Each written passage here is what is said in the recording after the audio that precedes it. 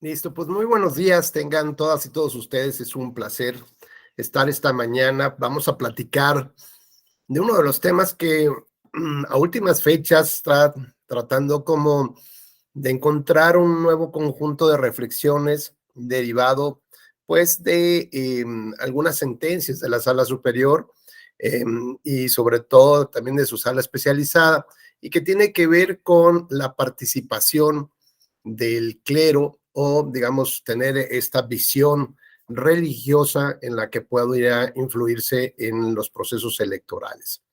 Me da mucho gusto saludar y para mí es un verdadero honor estar esta mañana.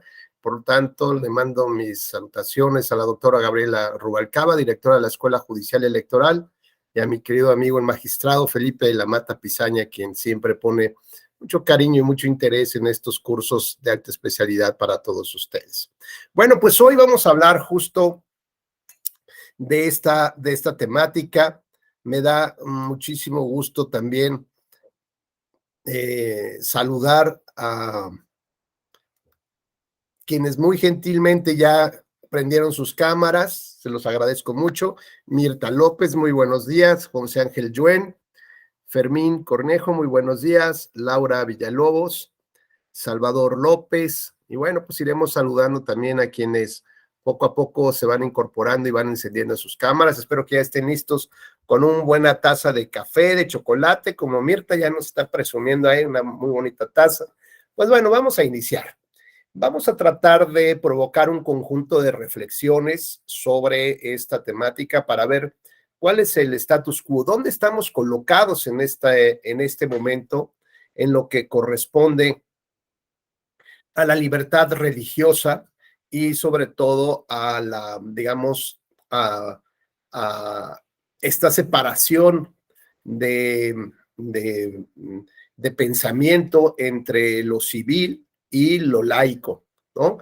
Que no se mezclen, no se junten, porque bueno, pues tenemos todavía en la actualidad algunos regímenes donde el poder civil se funde y confunde con la interpretación del poder religioso, y eso pues lleva, digamos, también tal vez algunos extremos en la actuación de las autoridades o de la sociedad.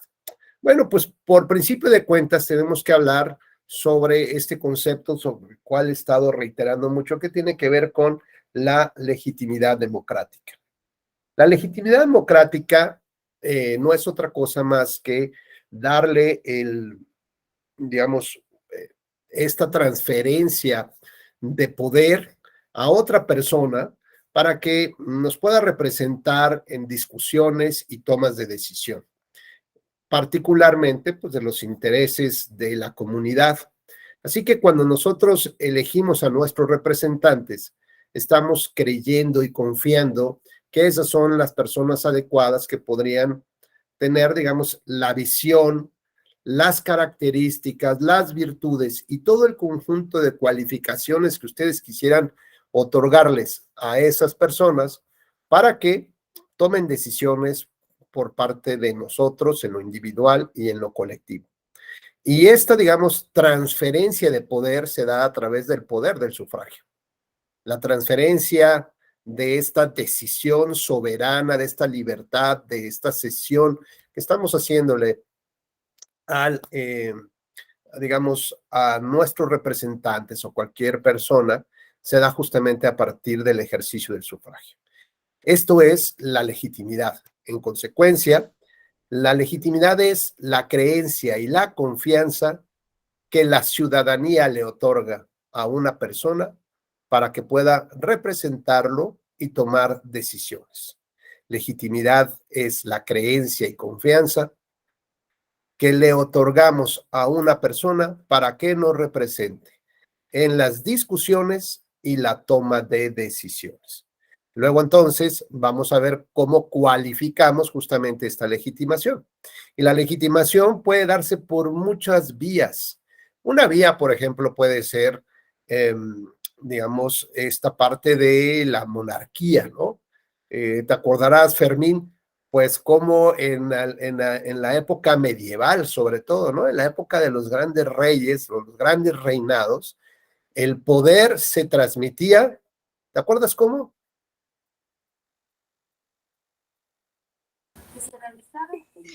Por la religión. Hereditariamente, creo yo. Digamos que, exacto, a ver, por una parte estaba soportado la fuerza de la autoridad, es decir, ¿cómo puedo decir que yo soy el rey? Bueno, pues basta nada más tener un par de castillitos ahí, pero además basta tener, digamos, todo un ejército, ¿no?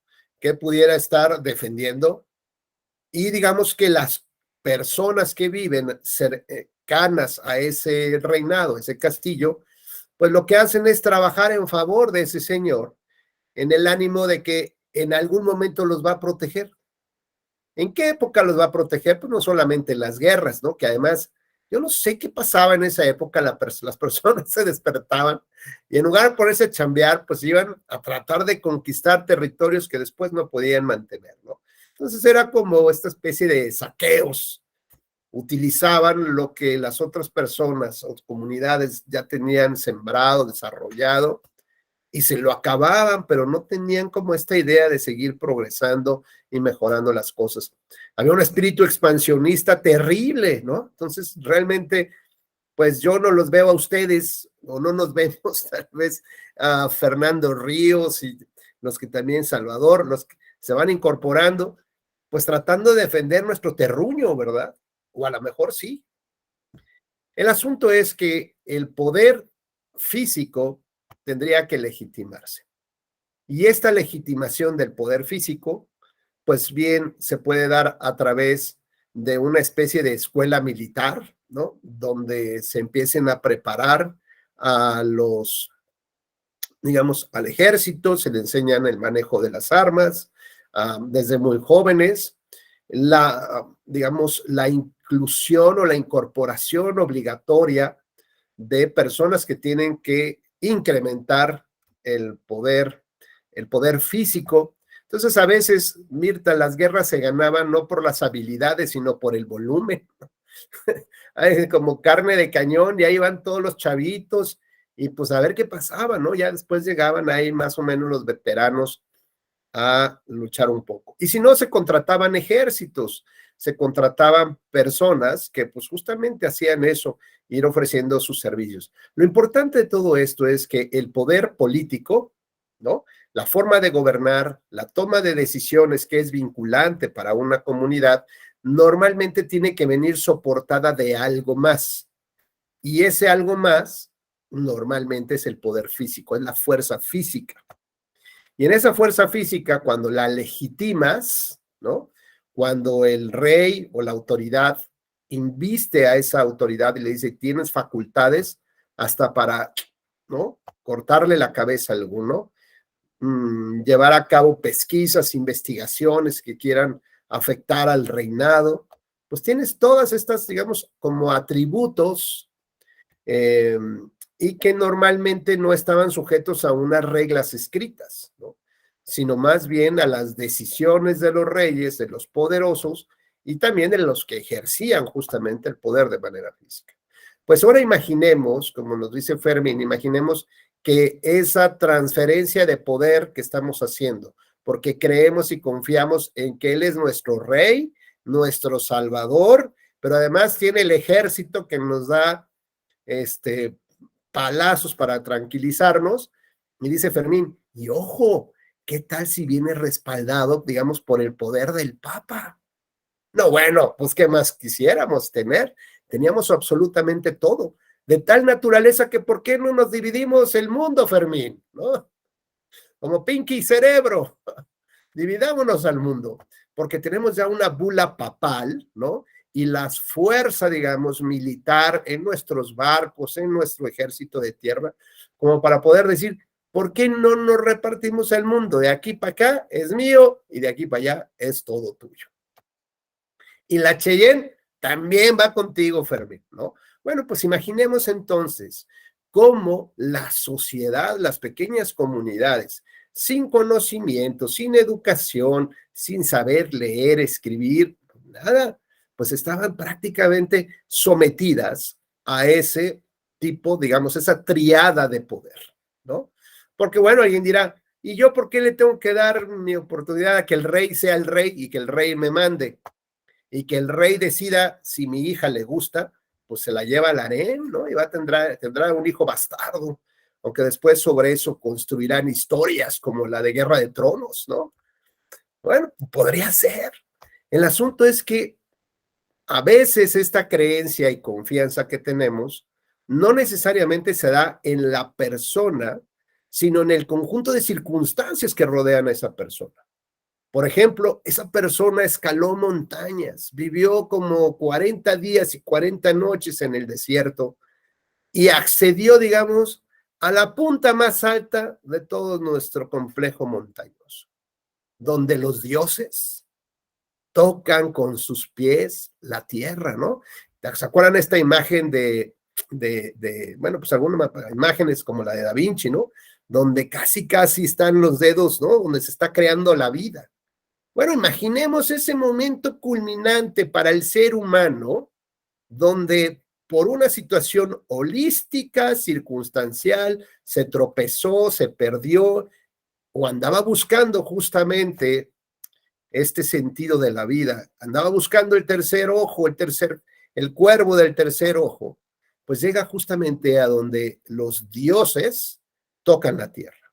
Y seguramente en ese momento recibe una transformación o que se genera una transformación porque o lo hace virtuoso, un ser humano virtuoso, donde se despoja de sus ropas, y decir de sus ropas es digamos, es decir, se despoja de lo terruño, de lo material, ¿no? Y se vuelve un Siddhartha Gautama, se vuelve un Gandhi, se vuelve, pues no sé, alguien que entiende las cosas de una manera completamente distinta. Se despoja, insisto, de las vanidades, se despoja de sus ropas, y no le importa tener unos trapitos y con eso es suficiente. No necesita un Mercedes-Benz, con que un surito ahí vaya jalando, pues ya con eso es suficiente, ¿no? Que lleve, te traiga, ya con eso ya jalaste. Bueno, pues imaginemos entonces ese momento culminante, ¿no? Y donde tal vez algún grupo de personas está esperanzada, ¿no? En la búsqueda de una respuesta a sus inquietudes, a sus necesidades, a esa lápida que ha venido viviendo de desigualdades, ¿no? Seguramente habrá personas, pues sí, muy cerradas. A ver, Laurita, no te metas en broncas, no estés pensando, no reflexiones. Y otros, como Laurita, que diga, pero ¿por qué no puedo hacer algo más, no? O sea, yo no nada más quiero estar aquí en el campo, yo no nada más quiero ser una niña bien y a ver con quién me caso, ¿no? Y cuidado, y no me case yo temprano, porque si no, me quedo para vestir santos. Y luego, pues las chicas no trabajaban en esa época, o era muy difícil que pudieran mantenerse. Por eso es que se acordaban ciertos pagos. El papá de la novia le daba dinero, propiedades al novio que quisiera casarse con la hija, pues para que la pudiera mantener. Imagínense, todavía había que pagar para que sacaran a las hijas de la casa. Bueno, ¿de qué sociedades estábamos hablando? Que por supuesto hoy nada tenemos, nada tiene que ver con este tema. Y decía Fermín, lo dejaba entrever muy claro. Y ahora imagínate que tengas aparte que te soporte, que en la foto de tu Insta venga que estás con el gobernador y además con el del clero, ¿no? Bueno, pues ya no necesitas, y por supuesto el ejército atrásito de ti. Tienes absolutamente todo el poder y el control. Así que cuando las personas pues no entendían muy bien cómo se daban estas cosas, pues existía, digamos, esta idea holística de los poderes divinos, de los poderes de la naturaleza, ¿no? Y entonces así había ceremonias que hasta la fecha se siguen generando. Me tocó, por ejemplo, en Guatemala, ver ahí todavía unos, en centros ceremoniales, no sé si en México todavía como un poco medio oculto, pero todavía hay ceremonias de sacrificios de animales para los dioses. Bueno, al Popocatépetl todavía le hacen sacrificios, ya no pueden subir, pero le aventaban ahí algún chivito, algún borreguito, algo que llevaban para sacrificar y ofrecerle el tributo a los dioses de la naturaleza.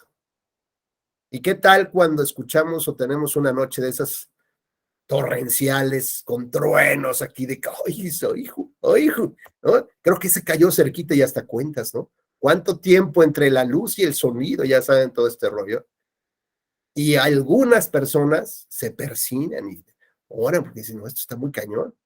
O sea, ¿a quién le oramos para que resuelva el tema de los truenos? O en el terremoto, por supuesto, yo soy el primero, ¿no? Soy el primero que me aviento el rosario completo, yo creo, ¿no? ¿Por qué? Porque ves la tragedia humana y a lo mejor algunas personas encuentran en esa, digamos, en esa búsqueda de seres, digamos, que te pueden proteger más allá de lo que tú puedes hacer. Buscamos un poco ese confort o esa paz. Y de eso, pues, es un tema muy interno y las personas podrán desarrollar mucho, poco, podrán creer o no. Lo importante es que el desarrollo o la evolución legislativa y de reconocimientos de los derechos fundamentales nos ha permitido justamente creer o no creer y que nadie nos castigue por lo que creemos. Bueno, hay quien cree que si se casa por la iglesia maradoniana, seguramente tendrá un hijo, tal vez, ¿no? Bendecido por el Diego, ¿no? Por Armand. Ya tuvimos el primer matrimonio, o segundo ya matrimonio, creo que en Puebla, de la iglesia maradoniana.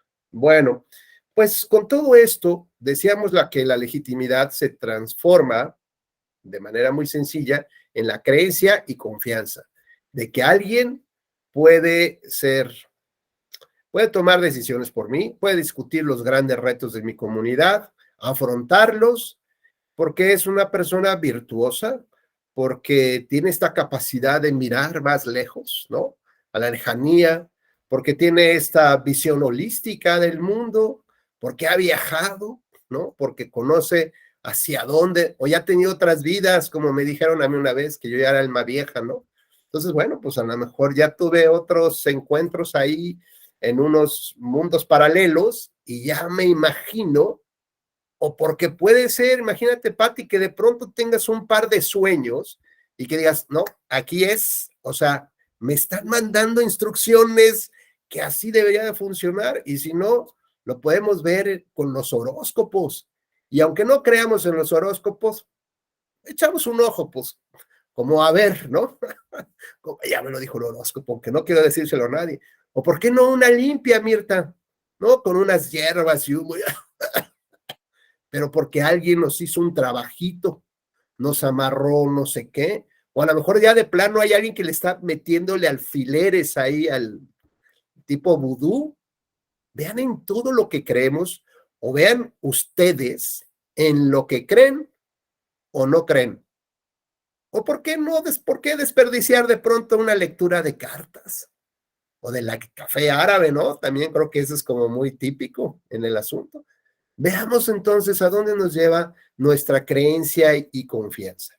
Y si en ese creer y confiar involucramos esta parte emocional de búsqueda de algo más allá que nos dé sentido a nuestra vida aquí, pues entonces empezamos a pisar terrenos fangosos, ¿no? Que podemos hundirnos muy fácilmente, porque podemos tener, digamos, esta transferencia del poder que estamos haciendo sobre otro a partir de que sea una persona, pues como echada para adelante, ¿no? Simpática, además, pues guapetona, bien, argumenta bien, huele bien, este, viste perfectamente, dice que tiene contactos, ¿no? Ahí arriba, con el de ahí arriba y que, bueno, pues podemos pensar que esa es la persona idónea para representarnos solo por su carisma.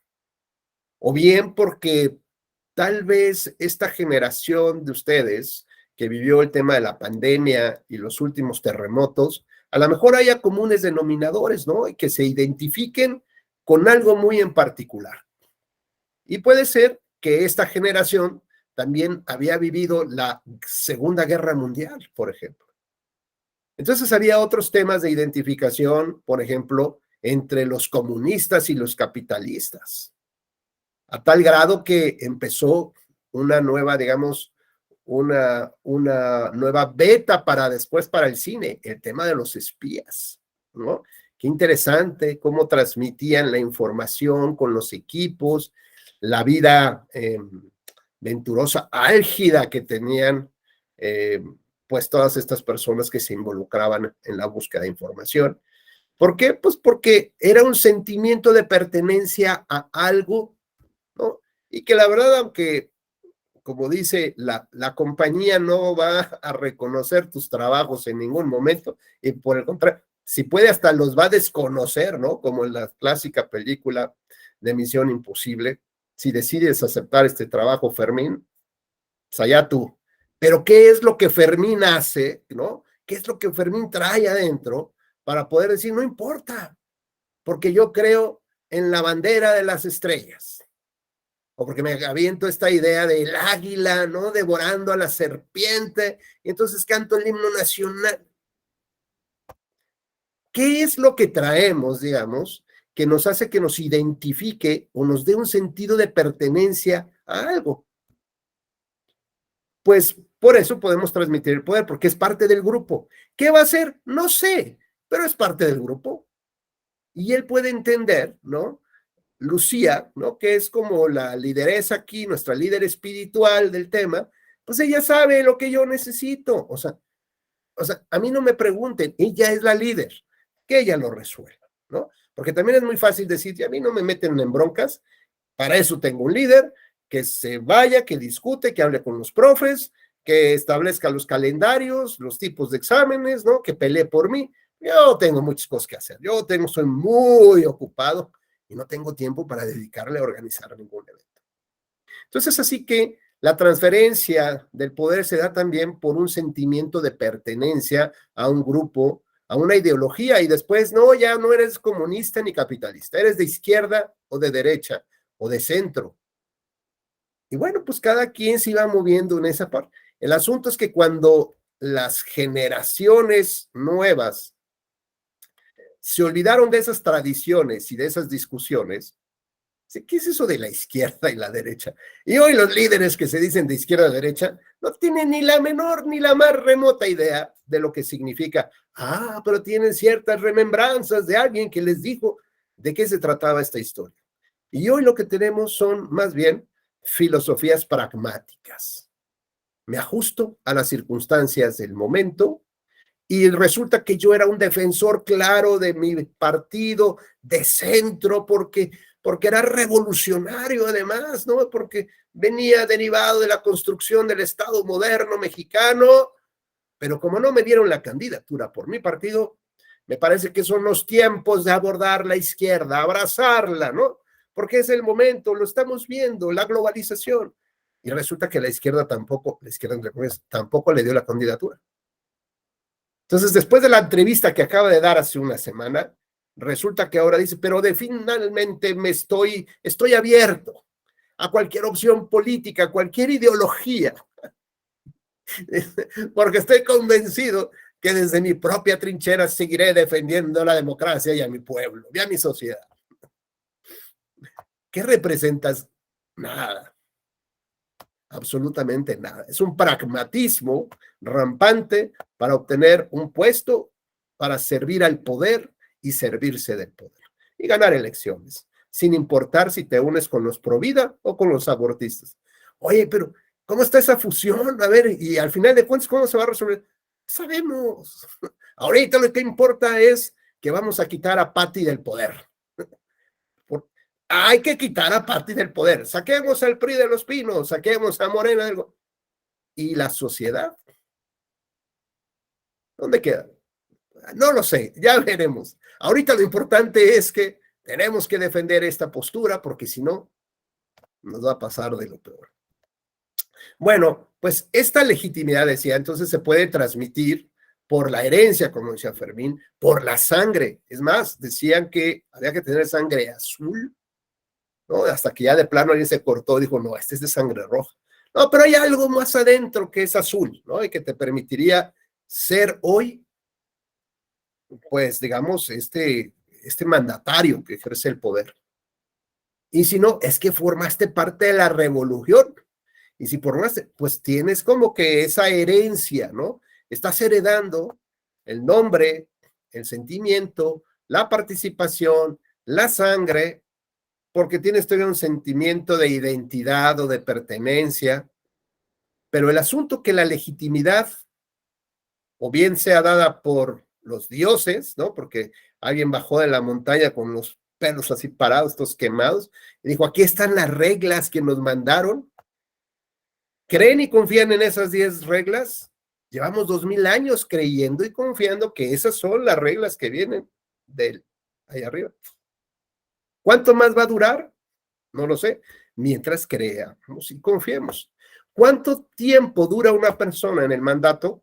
Pues bueno, ya sea que esté reglamentado por una temporalidad determinada o bien sujeto a un proceso de revocación de mandato. ¿Y en qué momento, digamos, pierden los poderosos esta legitimación? Y decíamos democrática cuando la das a través del voto.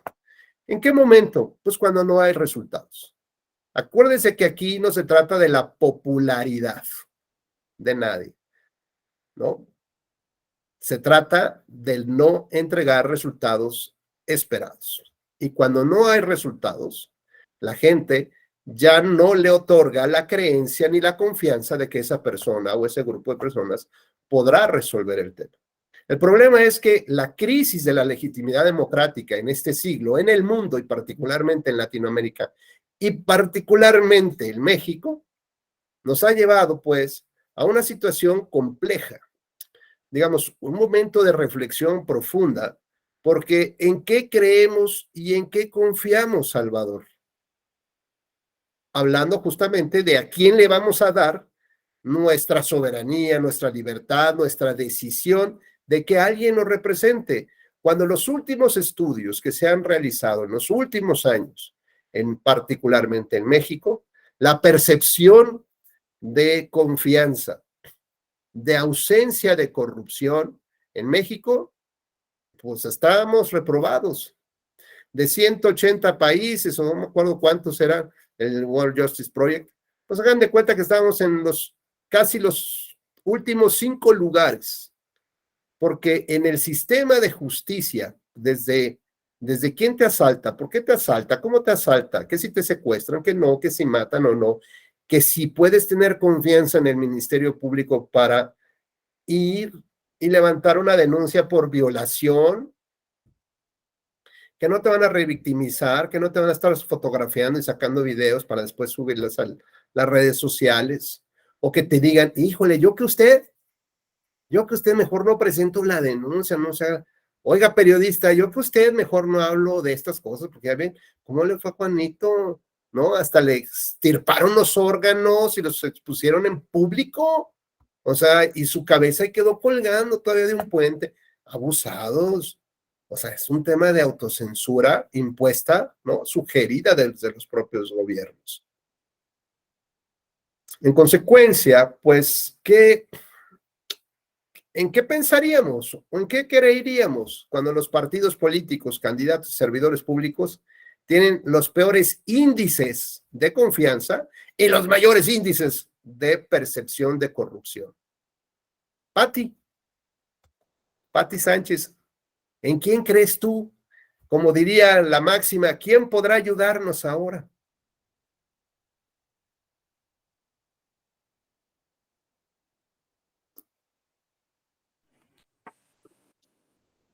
¿En cuanto a religión o en cuanto a política? A la política, al poder político. Mi ideología política, bueno, está más hacia la izquierda. Muy bien, pero Y, hay que seguir creyendo en los partidos. Es como decir, hay que seguir creyendo en los hombres. Yo ya no ya creo en los son hombres. muy difusos, ¿no? Las ideologías muy confusas. Muy, muy confusas, quién sabe. Yo creo que le deben de hacer un examencito. El asunto es, fíjate, Pati, que el problema es que cuando ya no hay creencia y confianza, pues se te ocurre como inventarte otros partidos, ¿no? Decir, vamos a meter otro partido porque es como una bocanada de oxígeno, es una olla de presión y sacas así, porque la gente cree que con estos partidos ya vas a encontrar la ruta que los otros no te habían ofrecido. Y por eso de eso se trata la alternancia, ¿no? Ahí vas entre el PRI hegemónico, pues después al PAN, luego que el PAN no te entregó resultados, pues ahí vas al PRI, que no te entregó resultados y que además fue en la percepción mucho mayor corrupción e ineptitud, bueno, pues vas ahora a Morena. Si Morena no entrega los resultados que la población en términos generales requiere, pues vamos a cambiar ¿a qué? Pues a una alianza pragmática, AMC, o a lo mejor a los partidos nuevos, o a lo mejor a los candidatos independientes, el candidato ciudadano, ¿no? Un poco el tema esto de las marchas. Ayer veía una entrevista y decían que, bueno, que estos que están formando la marcha de defensa del INE, que además van a presentar un proyecto de no sé qué, y que en todo caso van a presentar a un candidato, una propuesta de candidatura ciudadana. ¿Por qué? Porque ya no creemos en los partidos políticos, eso está claro. Y los partidos lo saben y son conscientes de ello. El asunto que es un grupúsculo del poder. ¿Se acuerdan de un eslogan de una obra de teatro que decía algo así como entre mujeres podemos, no sé qué decía, despedazarnos o algo así, pero jamás hacernos daño, ¿no? La sororidad de las mujeres, a pesar de que sean archirrecontraenemigas.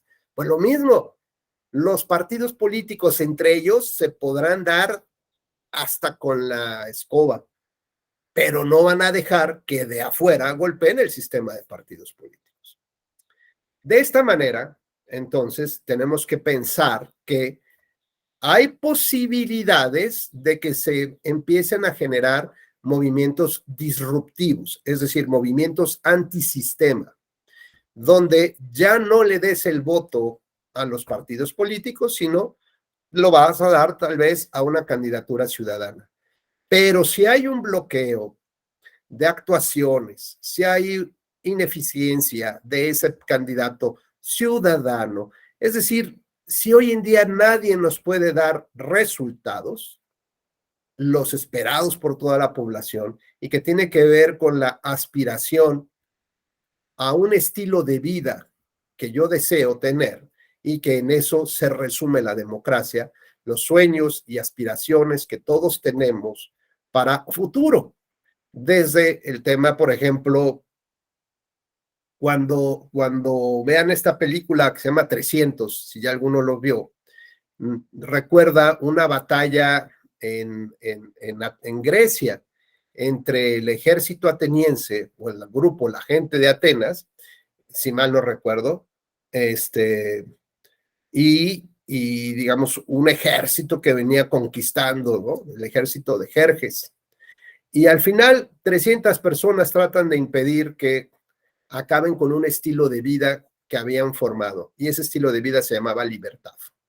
Y prefirieron morir, pero que su lucha sirviera para que todos los griegos se unieran en torno a una propuesta de estilo de vida que se llamaba libertades. Pues estas ideas de libertades que, digamos, ejercemos hoy, digamos, en el tema de los derechos humanos, no tenemos que salir a pelearlas, ¿no? No tenemos que buscar escudos y lanzas y prepararnos todos los días, aunque deberíamos de empezar a hacerlo. Lo cierto es que digamos, esta madre de todas las batallas tiene que ver con el estilo de vida que nosotros queremos mantener o tener. Por ejemplo, si alguien me preguntara cuál es el estilo de vida que quisiera tener Rubén Becerra, pues ahora que soy papá de 3 niñas, ya 2 en universidad y una que va a la prepa ya casi, me gustaría tener algo que yo ya perdí, que creo que mis papás tuvieron, pero yo ya no tengo y yo aspiro a tenerlo, que es tranquilidad de que en donde ellas estén, puedan tomar un transporte público sin que las vayan a acosar. Que si van a un antro, un bar de moda, un restaurante de moda, porque pues hay que ir, no las vayan a violar en un baño. Que su jefe no las vaya a acosar sexual o laboralmente. Que puedan regresar tranquilas a casa. Que se puedan vestir, peinar como ellas quieren, y que nadie diga, ah, mira, es que como tomaste 2 cervezas, tú incitaste al mal de los hombres, ¿no? que ahora resulta que sean las culpables de eso. Ya lo perdí. Y yo quisiera que eso, en el futuro, yo esté tranquilo en mi casa pensando que van a llegar con bien a sus casas o en donde ellas estén. Yo quisiera que mi democracia caminara en esa dirección. Ese es el estilo de vida. Yo ya no aspiro a jugar golf y eso. No, no, no. Yo aspiro cosas muy básicas. ¿Y qué va a pasar si nadie me lo da? Si yo no consigo esos resultados. O una de dos. O yo les pongo seguridad privada, que me van a odiar por eso, que además no voy a poder ni pagar, ¿verdad? O yo me voy a ver convertir pues en un centinela para estar viendo y dónde están a cada rato, pero que al final de cuentas se me va a ir la vida ahí porque tampoco voy a poder hacer nada, justamente. Sin embargo, pues tendría yo, si alguien me provoca, pues provocar justamente un movimiento disruptivo en contra de las autoridades porque no están haciendo lo que tienen que hacer. Y si ahora, digamos, en esta falta de resultados, sumamos, digamos, la idea de que se quiere mantener el poder a costa de lo que sea, incluso a pesar de que no estamos dando los resultados, o pagamos más por los votos, o reformamos las leyes electorales, o imponemos al ejército en las calles, ¿no? Para que den abusado, ¿eh? Y si no es el ejército, será la delincuencia organizada y abusadas, porque con esos no se juega. Entonces, no sabes realmente hacia dónde deberíamos de actuar como tal. El tema, digamos, hacia donde vamos a transitar justamente es que ante la ausencia de esta representatividad y de esta legitimidad democrática, podemos nuevamente acudir, como en otras épocas justamente, a tener de un lado la fuerza física legitimada con los ejércitos y del otro lado el poder espiritual o lo que representa el poder espiritual. Como por ejemplo, lo vi una vez en Nicaragua siendo observador de las elecciones. Llego a la noche de la jornada, bueno, el día de la jornada electoral, ofrecieron un brindis en el hotel donde estábamos a los observadores electorales. Mismo hotel desde donde los periodistas estaban en alguna época filmando cómo masacraban, ¿no? Disparadores del ejército. ¿Cómo se llaman estos? Los que tienen así como mira telescópica. Francotiradores, ¿no? Al movimiento universitario que estaba tratando de generar un movimiento disruptivo por la falta de entrega de resultados y porque ya no había legitimidad democrática. Y entonces, pues hay que mantener el poder de tal manera que ahora cualquier movimiento disruptivo, francotiradores. Y desde esa misma terraza, los periodistas daban cuenta al mundo de la masacre que estaba sucediendo en esa placita, que era además enfrente de las instalaciones justo del ejército. Bueno, pues ahí va Rubén, ¿no? Entonces ya me pongo la corbata, poco de perfume, ¿no? Y ahí voy, pues a ver de qué se trataba el tema del brindis, ¿no? Bueno, en una mesa estaba el presidente del órgano electoral, de esas como, ¿cómo se llaman esas mesitas altas? Bueno, ya saben, las mesitas pequeñas, altas. Y estaba el presidente del organismo electoral, estaba digamos, el secretario, llamémosle así, el representante del gobierno. Juntito a él estaba el secretario de la defensa. Y echando también alcoholitos, el representante de la Iglesia Católica, los cuatro en la misma mesita. Inflándoles, muy contentos en las elecciones. Luego ya me enteré después, ya saben los chismes, ¿no? Que el del organismo electoral, el presidente del organismo electoral, era un hijo bastardo del sacerdote, del clero, ¿no? Que además no podía ir a Estados Unidos porque le habían cancelado la visa por narco y no sé cuánto rollo. Y luego que me voy enterando, ya después de esa, en una cenita ya más nice to meet you, aunque me tocó sentarme en la mesa de los hijos de, pues así como de muy altos funcionarios, ¿no? Era así como de chavillos la mesa, y yo por llegar tarde, pues ya no encontré así lugar donde estaban los grandes jerarcas ahí discutiendo y la transformación. Entonces me senté con los chavillos ahí y estaban organizando la fiesta de uno de ellos, ¿no? En qué iba a parar, porque la última se había enojado su papá, porque y esto ya es como chisme nada más, no crean que es la clase, pero ahorita que me acuerdo de uno de los saco, porque trajo palmeras de Miami y trajo tierra desde sabe Dios dónde, para que en su rancho, en su casa, hicieran una fiesta temática de playa. Entonces, pero estaban discutiendo eso de que cómo puede ser que hayas traído palmeras de Miami y no sé qué, unos camellos y no sé, o sea, dinero a lo estúpido, ya saben, ¿no? Así como de tal cosa. Y contrataron edecanes y modelos ahí que ambientaran como, ¿no? En la alberquita. Y así como, oye, ¿y cuántos años cumpliste? O sea, ¿cuántos vas a cumplir? 18, dijo madre santa. Por si quiere venir, magistrado. No. Quién sabe si regrese, ¿no? Pero bueno, este tipo de cosas, del impacto que te provoca tener a todo el ejercicio del poder en una foto, en un evento o en una mesita, tomando alcohol el día que no se puede tomar alcohol. Pues con eso podemos imaginar cómo se va gestando el mantenimiento del poder ante la falta de resultados claros que la población exige. Así que bueno, pues entonces nos debatimos entre distintos tipos de regímenes políticos y digamos que en la época de los franceses y tal, de estas ideas de ilustración, donde empieza a surgir una idea mucho más clara que la de los griegos sobre el tema de la democracia, pues hacen una clara diferencia en el mundo. Cuando la transmisión del poder se da por otros elementos, ¿no? Tradicionalmente, pues se da, digamos, como conceptos de monarquías, dictaduras. Pero cuando es a través del voto, pues entonces se da el concepto de la democracia. Y podemos pensar, como decía algún autor, Vargas Llosa, no recuerdo, creo que sí, decía que México vivía una dictadura perfecta porque había votaciones, ¿no? O sea, era una especie de democracia que sustentaba dictaduras.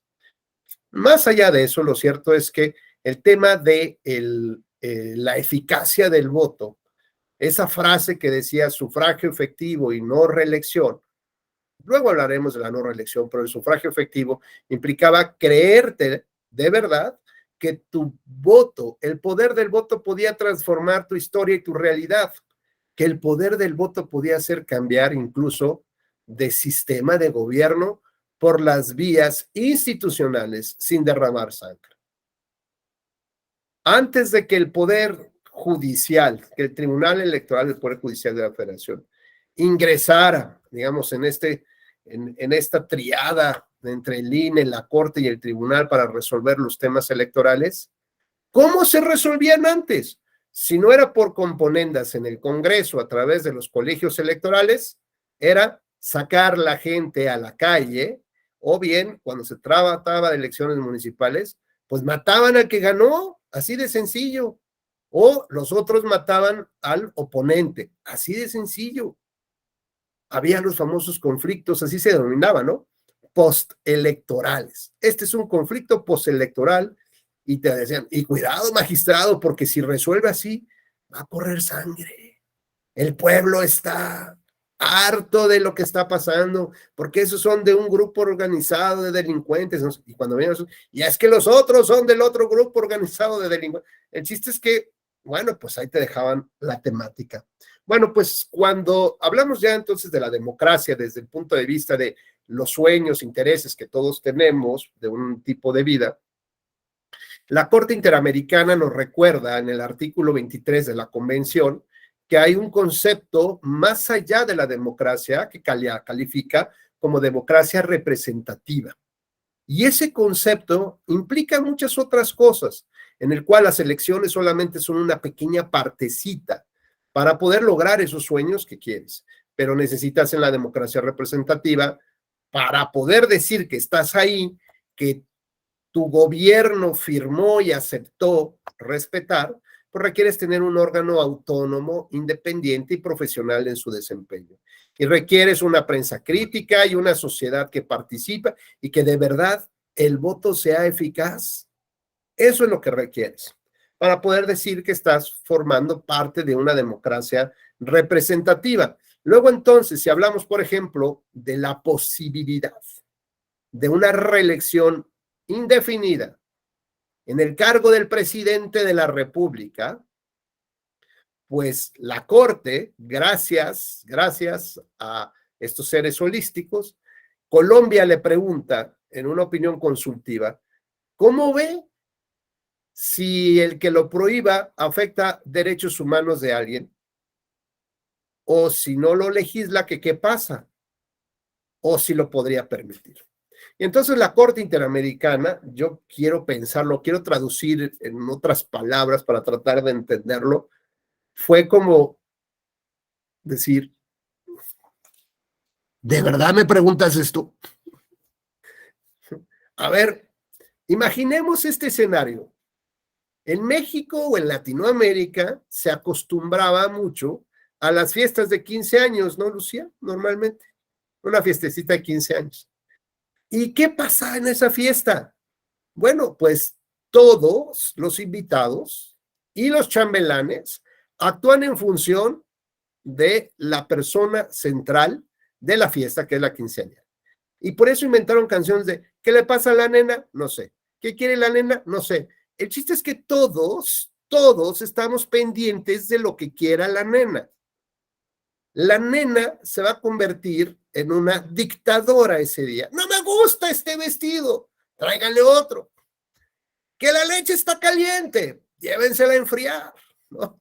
Bueno, todo lo que la nena quiera en esos 15 años. Bueno, imagínense una fiesta eterna de los 15 años.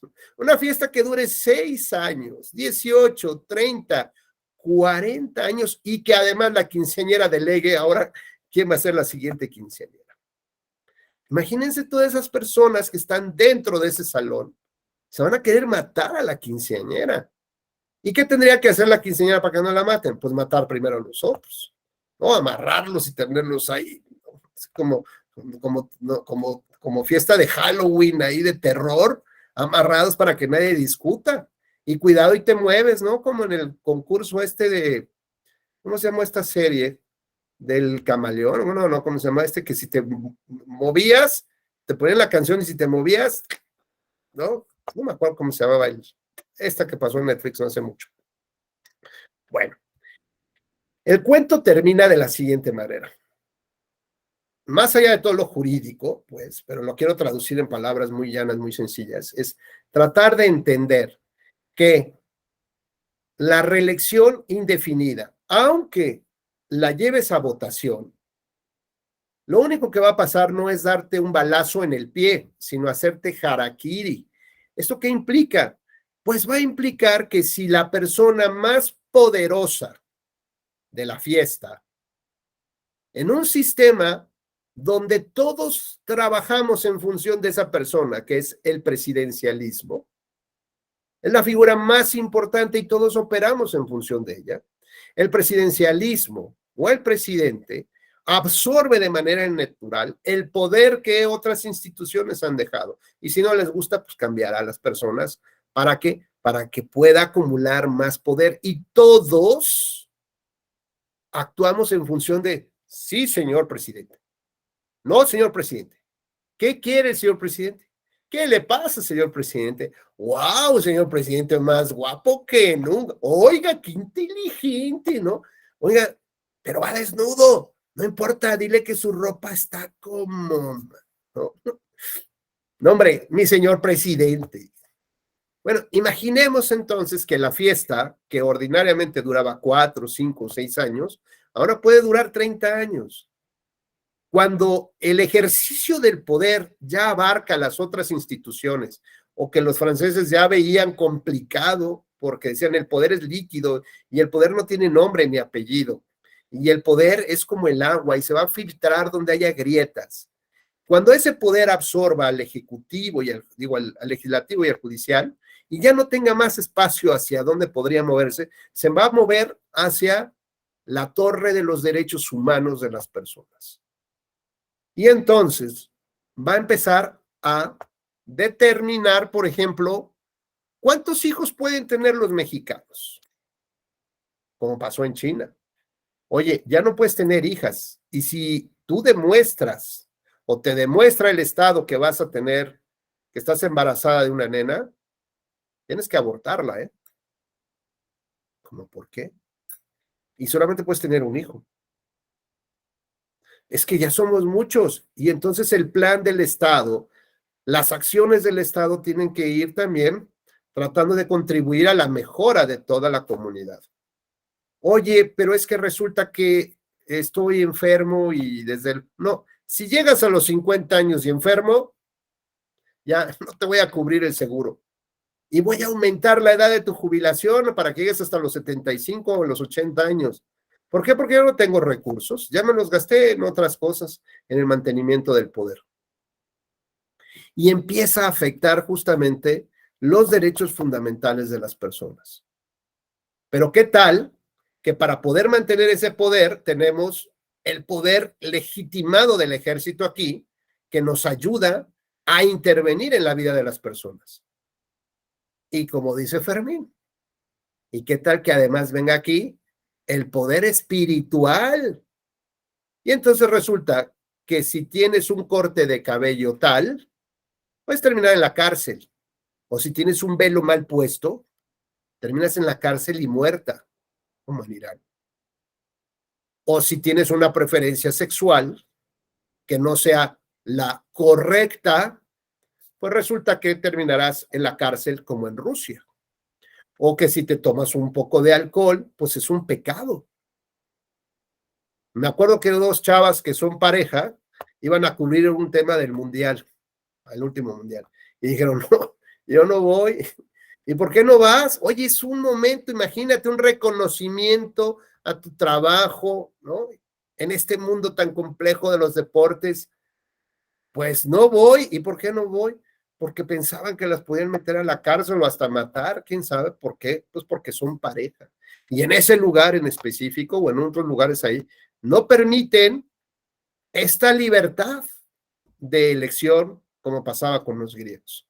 Entonces, cuando se funde y confunde el poder físico, el poder del ejército, el poder civil del gobierno y el poder del clero, pueden pasar cosas desafortunadas. Imaginemos entonces los sentimientos de la nación, ¿no? Escritos por Morelos. Decía en sus primeras cláusulas, se reconoce a la religión católica como la oficial del Estado mexicano. ¿Qué implicaba el oficialismo de la religión católica? Que el Estado, para empezar, tenía que darle billete, tenía que mantener los edificios, tenía que respetar, digamos, esa fuerza política que también iba a influir, ¿no? Es como la bula papal, dividámonos el mundo entre dos. Pero adicionalmente, todo aquello que no fuera lo católico, no solamente iría en contra de la religión, iría en contra del Estado, y el Estado podría detener a las personas que tuvieran una creencia diferenciada. Por ejemplo, si Patti iba a la lectura del café, pues a lo mejor llegaba un operativo por Patti y por la que le leía el café, o por la que da los horóscopos en el programa de la mañana de tele, pues también ahí la vemos porque llegó la policía y la detuvo. O los testigos de Jehová, o la iglesia maradoniana, o los del culto de la Santa Muerte, o los que creen, como Tom Cruise, en los extraterrestres, ¿no? ¿Cómo se llama esta religión? ¿Quién sabe qué? Bueno, pues es que hay más de 500 o miles ya de religiones ahí en el mundo, así que ya no se sabe bien. Bueno, pues imaginemos qué hubiera pasado si mantenemos esta idea de los sentimientos de la nación hoy en día, ¿no? O el transcurso. Bueno, pues quémela por bruja, por hechicera, porque me echó mal de ojo, ¿no? Porque me dijo, maldito, ojalá te mueras, y se murió. Dios mío, ¿no? Pues ella tiene poderes extrasensoriales con el demonio. Bueno, imaginemos hasta dónde llegan estos temas cuando se funde y confunde el poder militar, el poder civil o el poder político y el poder espiritual. Mientras, ¿qué hace la población? ¿En qué cree y en qué confía? Empieza a establecer este tipo de conflictos. Cuando hay una verdadera separación en iglesia-estado, cuando hablamos del principio de laicidad, tenemos que recordar que este principio fue un prerequisito para la constitución del Estado moderno mexicano, ¿no? Es decir, para poder decir que México estaba naciendo como tal, necesitó primero hacer esta separación, entre otros requisitos. Así que hablar de la laicidad o la separación de iglesia-estado es un prerequisito para la construcción o constitución del Estado moderno mexicano. En segundo lugar, hablar entonces de el por qué empieza a surgir este conflicto de la separación entre iglesia y Estado. Bueno, pues porque como dice Fermín, ¿no? Es más, Fermín, ¿por qué no das la clase tú? Porque dice Fermín, bueno, a ver, la parte religiosa venía protegiendo a un tipo de gobierno. ¿Qué pasa si los religiosos protegen a un tipo de gobierno que va de salida? Pues se complica el tema. Digamos que entramos a un debate, Lucía, bien interesante. ¿Qué crees que pesa más? La decisión, por ejemplo, del grupo, ahorita de los que estamos aquí, que ya somos 43, cosa que me da mucho gusto. Las decisiones, imagínense que de pronto digan, no, a ver, profe, queremos que nos hable mejor de esto. No sé, sigue usted contándonos sus historias, total son más entretenidas, pero ustedes toman una decisión del grupo y la mayor número de personas decide que quieren que les platique yo mis anécdotas. Pero tengo lineamientos que debo de respetar. ¿Qué crees, Lucía, que pese más? ¿La decisión del público? ¿Qué quiere el público o estos lineamientos?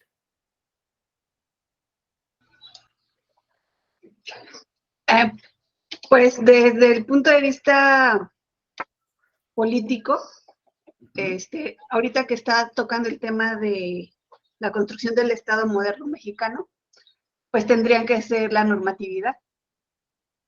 Fíjate, entonces lo que dice Lucía, ella se decanta por un constitucionalismo moderno, es decir, que estén los lineamientos en la propia Constitución y sobre lo que diga la Constitución, más allá de lo que quiera el pueblo, hacia allá tenemos que irnos.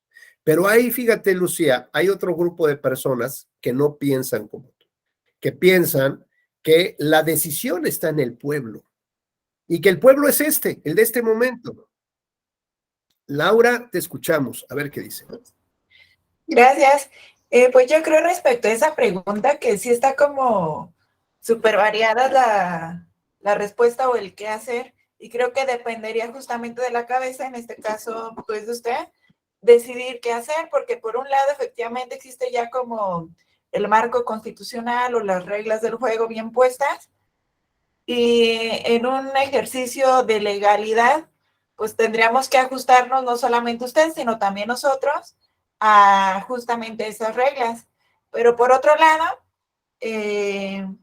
está también como la voluntad de los que estamos aquí, que somos los interesados, y decir, oye, porque ahorita estamos hablando, el ejemplo fue como de experiencias, ¿no? Pero a lo mejor pudiera ser de otro tema que igual fuera de interés para todos, y creo que también este es como el inicio, el génesis de la soberanía, de este pacto social, de la democracia, esta construcción de voluntades, porque entonces, si las reglas del juego son injustas o ya no están actualizadas a las necesidades actuales, como mantenernos ahí va a propiciar a lo mejor un golpe de estado, o ya nadie se va a conectar. ¿Por qué? Porque pues ya no son eficientes para el presente o para las necesidades actuales. Entonces creo que justo es el juego del derecho en el que existe un devenir constante social que tiene que ir como de la mano y jugar con las reglas para que puedan ser efectivas y podernos mantener en este caso, pues a la clase. Entonces creo que tiene que haber como una combinación o no sé, un criterio de ambas para de una manera quizá ordenada poder llevar la clase a, no sé, a lo mejor otras intenciones o ya distintos intereses que vayan surgiendo. Muy bien, Laura. La verdad es que muy interesantes los puntos que tocas porque los voy a traducir en algo más complejo, pero ustedes ya lo digirieron perfectamente. La bronca se trata del plan B electoral y la legitimidad democrática. Ya dijimos que legitimidad es creer y confiar. Bueno, ahora ¿en quién creen y confían en que van a detener el plan B? En la Suprema Corte de Justicia y en el tribunal, ¿no? Está muy claro. ¿Esto qué significa? Seguir las reglas que están en la Constitución para saber si estas reglas dadas por aquellos a los que nosotros les confiamos y creemos que tienen la capacidad de representarnos y de tomar decisiones inteligentes por nosotros, digamos, esa fuerza que yo le doy a ellos, la van a poner en el mismo nivel, ¿no? En un choque entre la fuerza democrática que le doy a mis diputados para que ellos tomen decisiones y por otro lado, la interpretación que 11 personas le van a dar a una constitución para saber si estas reglas, digamos, este poder democrático materializado en leyes, se adapta a lo que hace más de 100 años, algunos colegas dijeron que era la Constitución. ¿Por qué creemos que la Constitución es la Constitución? ¿De dónde sacamos que tiene esta fuerza constitucional? Porque alguien nos los dijo. ¿Cuál es la fuerza o la legitimidad democrática que tiene la Constitución? Volvemos otra vez a este concepto. Porque alguien bajó del Olimpo y dijo, ya hablé con los dioses y nos dieron estos documentos que es la Constitución, o porque la copiamos de Estados Unidos, o porque se nos ocurrió en el momento. O sea, ¿quiénes fueron nuestros padres fundadores de la Constitución, no? Así como lo dicen los estadounidenses. Sus padres fundadores, ¿qué decía Hamilton? ¿Qué decía Washington? ¿Qué decían aquí? Pues quién sabe. ¿Quién la firmó? Pues tampoco sé. ¿En qué año? Ya ni me acuerdo. Ya tiene mucha. Ya está viejita.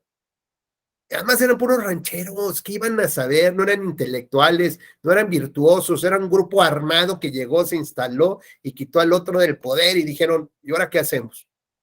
Pues nada, esta es la Constitución. Y desde ahí nos vamos ideando, ¿no? Que ese documento que se llama Constitución tiene una legitimidad muy grande, no democrática, porque nadie votamos, nadie de los que estamos aquí votamos para que realmente quedara en ese texto, digamos ese texto, sino que fueron otras generaciones. Pero las de hoy, imaginemos que el plan B, fíjate bien, Lucy, imagínate que el plan B, a alguien se le ocurre, un maquiavélico, se le ocurre decir, ya lo aprobó la Cámara de Diputados, ya lo aprobaron los senadores, ya lo publicó el presidente y además vamos a hacer una consulta popular.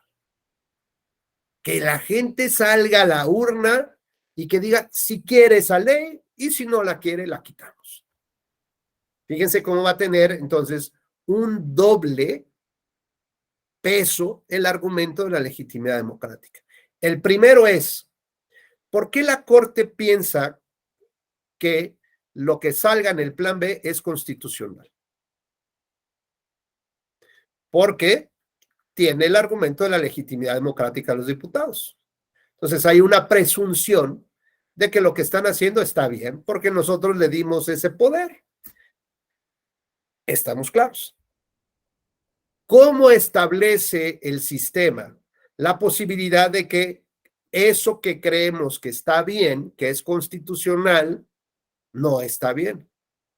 Requiere una mayoría calificada de 8 votos por la Suprema Corte para expulsarlo del sistema. Si no se obtienen los 8 votos, sigue teniendo validez esta presunción de constitucionalidad. ¿Correcto? requiere una votación calificada. Si no se alcanza, continúa su trayectoria natural la ley. Esto que implica que desde la Corte se le reconoce el poder del argumento de la legitimidad democrática de los diputados. Una legitimidad democrática directa, porque votamos por ellos, les transmitimos de manera directa ese poder.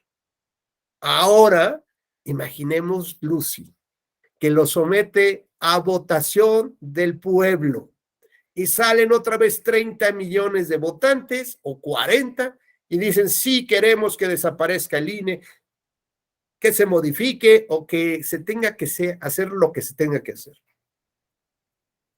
La Corte va a tener que pensar muy bien su decisión, porque tiene la presunción de constitucionalidad por el argumento de la legitimidad democrática, que el ciudadano le dio el voto a esos y ellos están facultados para hacer lo que tengan que hacer.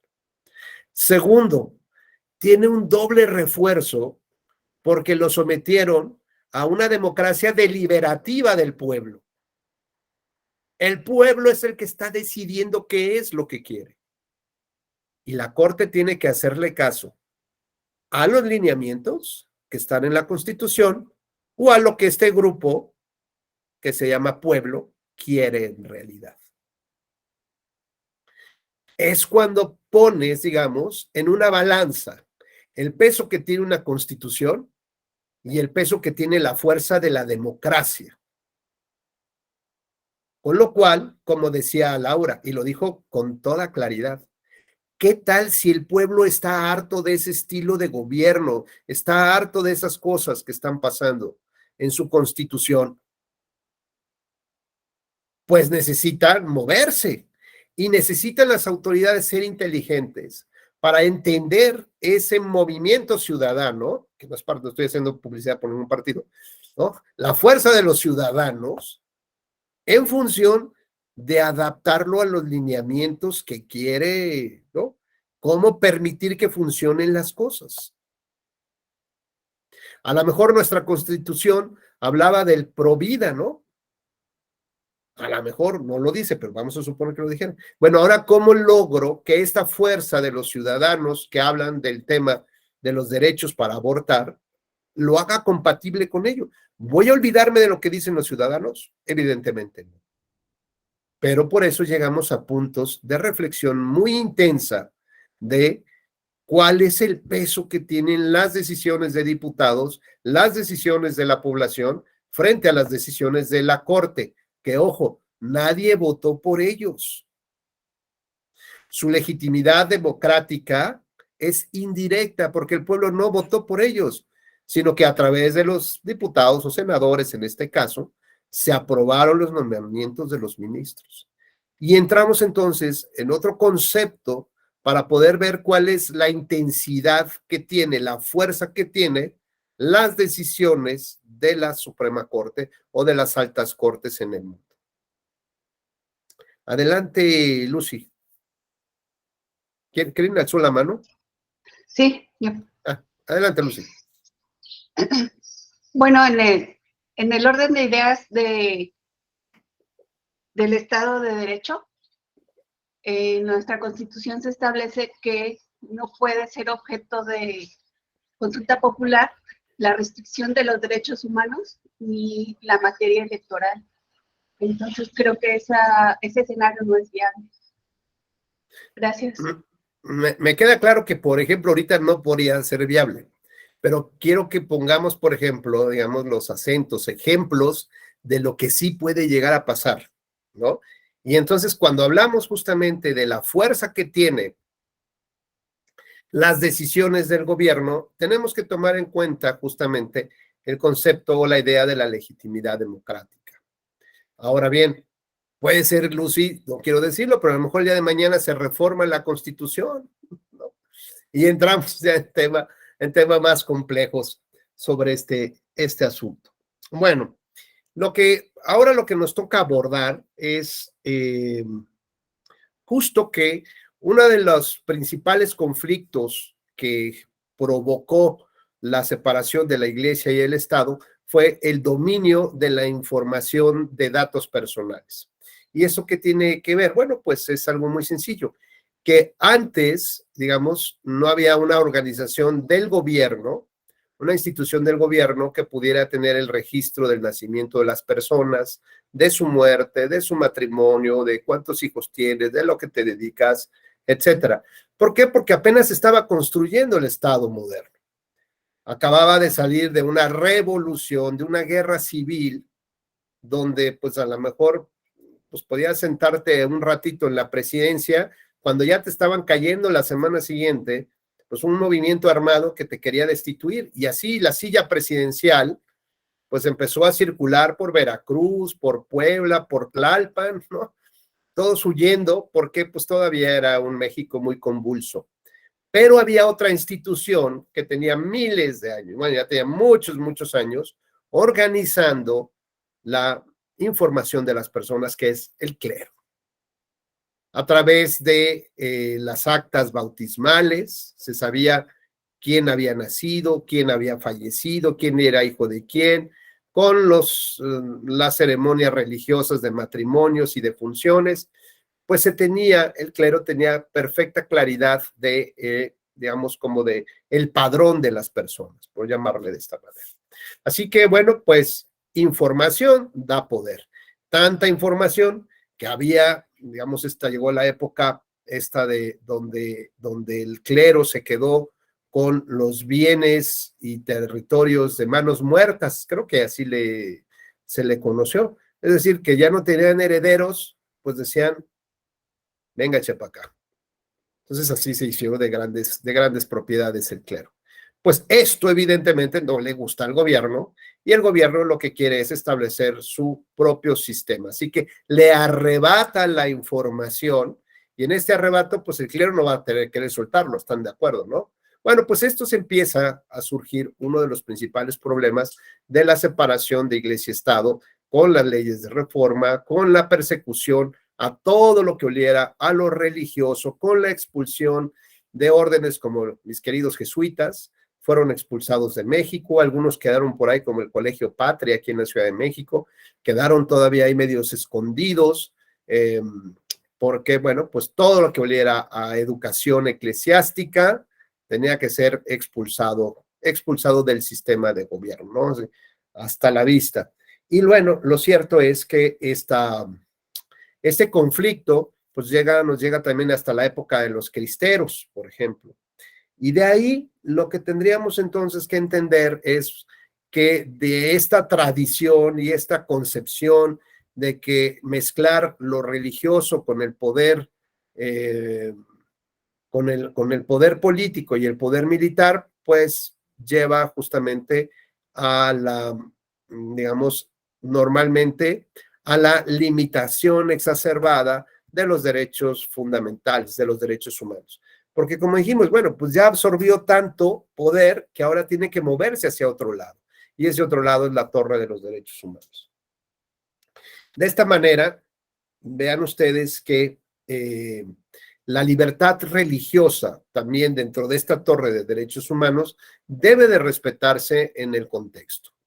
Imaginemos, brevemente lo contaré, una historia es un ejercicio de argumentación jurídica, pero que también es una historia cierta. Imaginen un niño de 7 años de edad, donde por algún regalo le llega su primer bicicleta, ¿no? El papá pide permiso para no ir a trabajar ese día porque le va a enseñar a andar en la bici, y a la segunda intentona que lo suelta, ¿no? Dice, mira, mijo, ya vas, eres mi campeón. Se cae el niño, se pega en la cara y le empieza a salir sangre de la nariz. Bueno, pues más allá de la risa y que lo carga el papá, ven que la hemorragia externa que tiene no le para. Ya después de unos minutos, unas horas, le sigue sangrando la nariz y lo llevan pues con un médico. Vecino seguramente ahí para que viera, pues le trata de dar algún mínimo, algo, ¿no? Alguna pequeña intervención como para poder ayudarle, y conforme van pasando las horas, fíjense bien, el niño va perdiendo como hasta conciencia de lo que está pasando.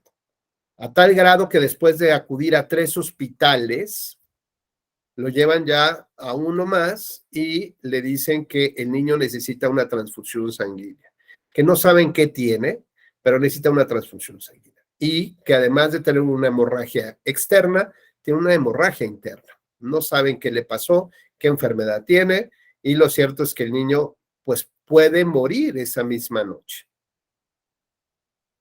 Intentan hacerle una transfusión sanguínea, el niño está todavía un poco consciente, patea a la enfermera, se arranca todos los... O sea, el niño está consciente de que no quiere la transfusión sanguínea.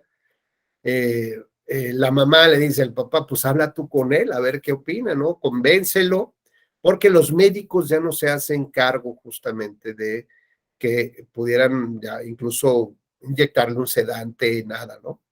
El papá habla con el niño y le dice, hijo, ¿te acuerdas de todo lo que hemos platicado? Pues todo ha sido mentira. Soy el mentiroso más grande del mundo. ¿Por qué? Porque yo te dije que esta vida aquí, material, ¿no? En este momento, era transitoria, que lo importante venía en el otro plano, en el plano espiritual. Y en ese plano espiritual era lo eterno. Pero resulta que pues aquí es lo importante y te tengo que salvar y tienes que aceptar esto. Y el niño le dijo, o sea, fíjate bien, digo palabras más o menos, me estás condenando a una eternidad en el infierno por este momentito. O sea, todo lo que me has dicho, papá, es mentira, pues no te creo. Tú estás enojado conmigo porque yo me caí de la bicicleta. Tú no me quieres y lo que quieres realmente es que me condene por una eternidad. Toda nuestra vida ha funcionado en torno a ese paso a la eternidad, a ese paraíso. Y ahí es donde quiero estar, o sea, esto es lo que me has dicho que no importa este mundo. Y ahora dices que es lo más importante y que el otro no existe. Entonces viene un conflicto de entendimiento de lo que creo, de lo que confío, de lo que acepto como más allá de este mundo. Y resulta, bueno, para no hacer el cuento tan largo, el cuento es que el niño muere. En términos de la legislación de ese lugar, se establece que los papás tienen el deber de cuidado de los hijos y de hacer todo, absolutamente todo lo que esté a su alcance para garantizar la vida, la salud y un adecuado desarrollo psicoemocional. Los papás de Marcos, de este niño, no pudieron asistir al velorio, estaban en la cárcel. ¿Por qué? Porque un juez determinó que los papás incumplieron con este deber de protección de garantías y que culminó con la muerte de Marcos. Cuando el asunto llega hasta la corte, digamos, a la alta corte, se empiezan a analizar algunos conceptos bien interesantes que tienen que ver con la creencia religiosa. Se había demostrado que esta familia eran testigos de Jehová. Se había demostrado en el juicio que este tipo de intervenciones, como la transfusión sanguínea, es algo que no pueden aceptar, que va, por las razones que ustedes quieran, es algo que va más allá de su entendimiento, de sus creencias, y es algo que es muy complicado, ¿no? Es como si alguien les dijera de la iglesia, no sé, X, ¿no? Es decir, es que José Ángel, para que salves a tal, ¿no?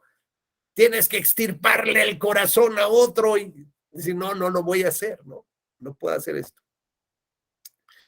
Entonces, el debate que tenemos ahora, muy brevemente, si alguien quiere participar, ¿dónde colocamos a la libertad y las creencias religiosas, este derecho humano que tenemos, y por otro lado el tema de preservar, por ejemplo, la salud o la vida?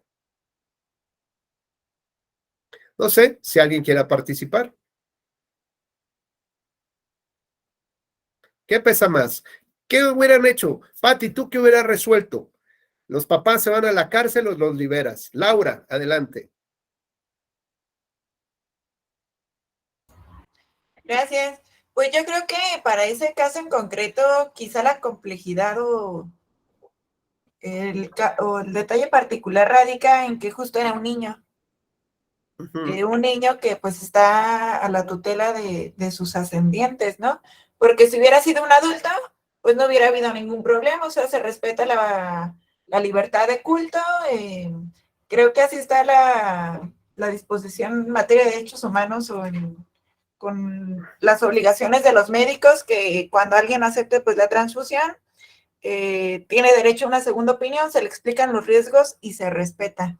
Pero aquí para Oye, el Laura, caso concreto, como un era un menor de edad. niño, pues no sé, creo que a mi juicio debe de ponderar más el derecho de la vida sobre el derecho de la libre creencia, no sé, de la transfusión así, justo Ajá. partiendo de que es un niño. O sea, ya Oye, sería, Laura, y si este cuate hubiera tenido 23 años, ¿los papás estarían en la cárcel o no, pues no. libres? No, pues ya no, porque ya no tendrían como esa obligación o esa tutela de, ellos ya en su momento hicieron Sí. lo que Entonces, pudieron, a pero, ver, lo ajá, o que sea, me creo quieres decir, que no hubiera habido ningún problema si yo hubiera sido adulto, pero como era niño, por eso, Marcos de 7 años, papás a la cárcel. Marcos de 23, papás libres.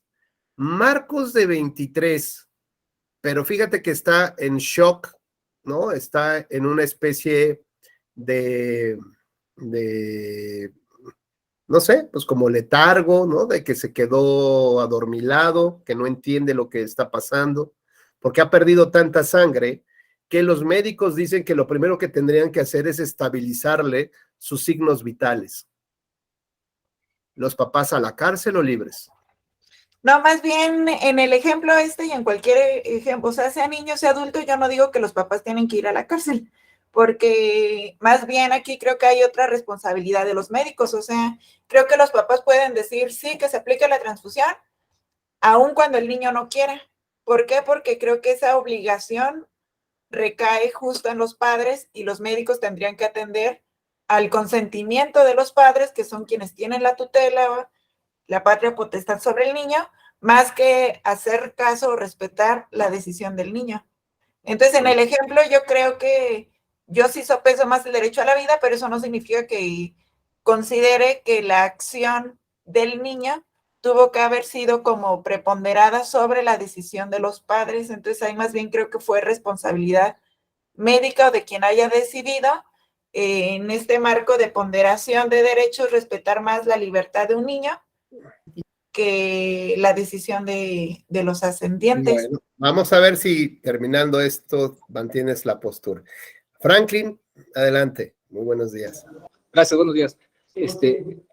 Quería comentar algo respecto a lo que platicamos. En mi experiencia laboral he tenido la oportunidad de trabajar en lo que es como visitador de derechos humanos, órganos estatales, y nos pasó un caso similar a lo que plantea usted. Efectivamente, era un menor donde los papás se negaban a que se hiciera la transfusión, sin embargo, era una cuestión indispensable para el tema de su tratamiento. Y entramos en una situación un poco, pues sí, en conflicto al momento de determinar qué es lo que procedía.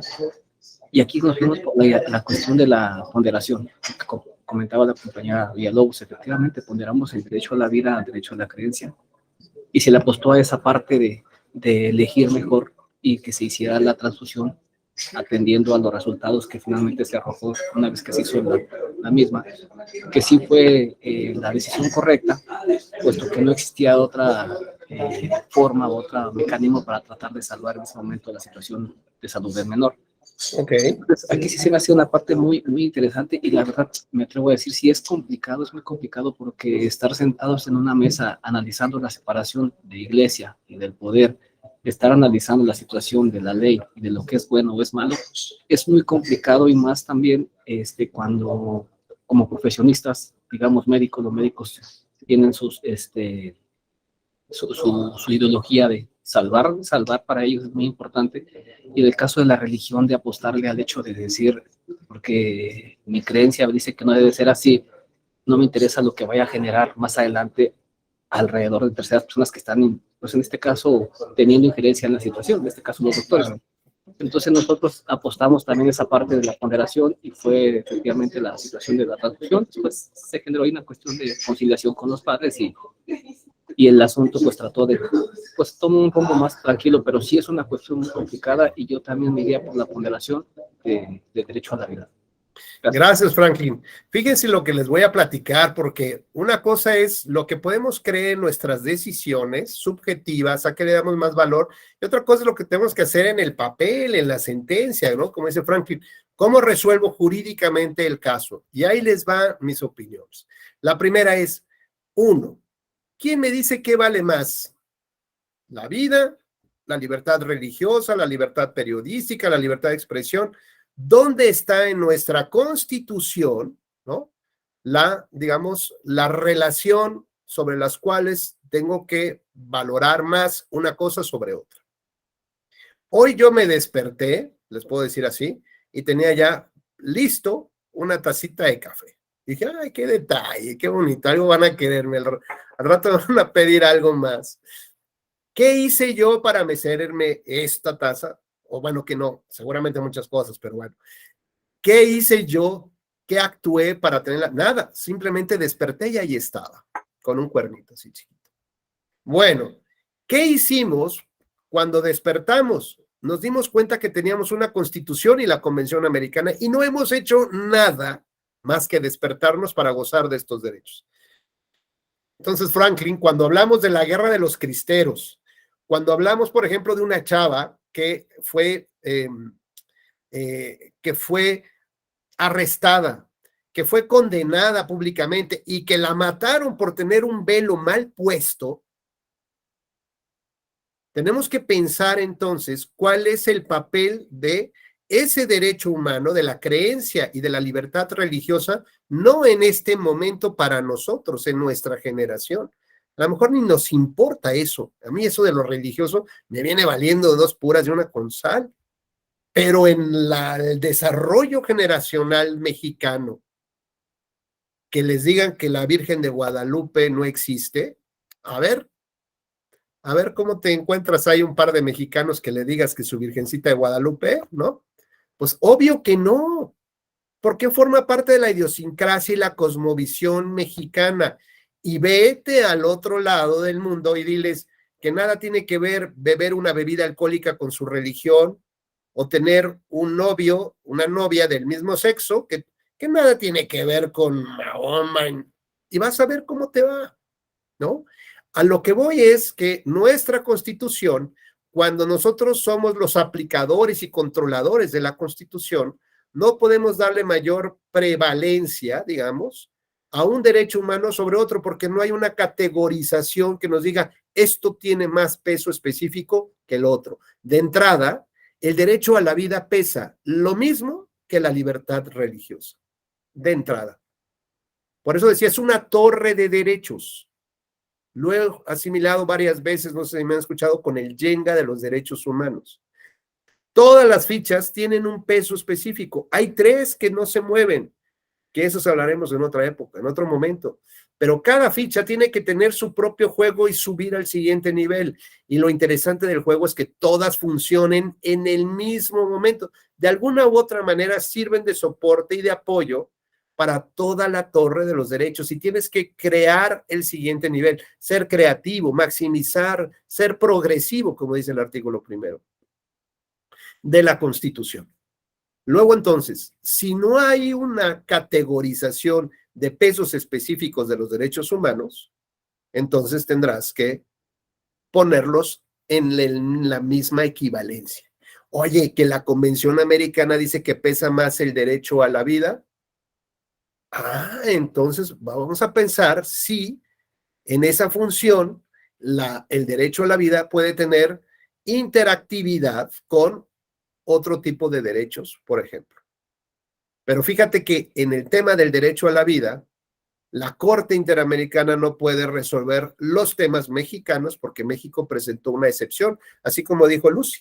En el tema electoral no puede ser sujeto a una consulta popular. En los temas internacionales, México no podría ser estudiado, condenado por ni temas electorales o de la democracia específicamente.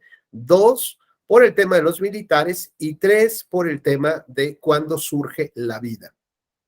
Felipe Calderón quiso enviar una una propuesta a la Comisión y a la Corte Interamericana solicitando que se eliminara una de estas excepciones. El asunto es que nadie le explicó que las cosas no son ipso facto, no son en automático.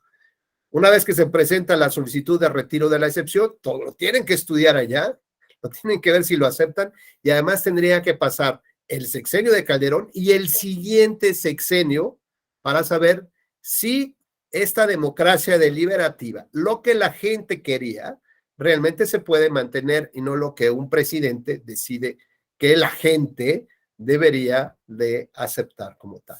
Bueno, entonces el primer punto, el derecho a la vida vale igual que los demás derechos humanos. Primer punto. El segundo punto, la norma establece que, y como bien dice Lau, si eres mayor de edad, pues tienes capacidad de decidir sobre el tratamiento y rechazar el tratamiento. ¿De acuerdo? El niño tenía 7 años, no tenía capacidad.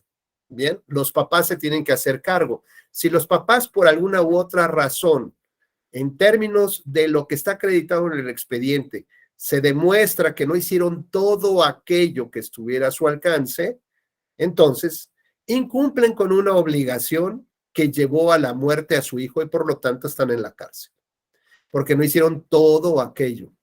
¿Qué era todo aquello? Lo que ustedes se imaginen, ofrecerle un Nintendo, ¿no? Sacarle el cinturón, amarrar, lo que quieran ustedes, hacer más, porque creo que los papás pudieron haber hecho todavía más.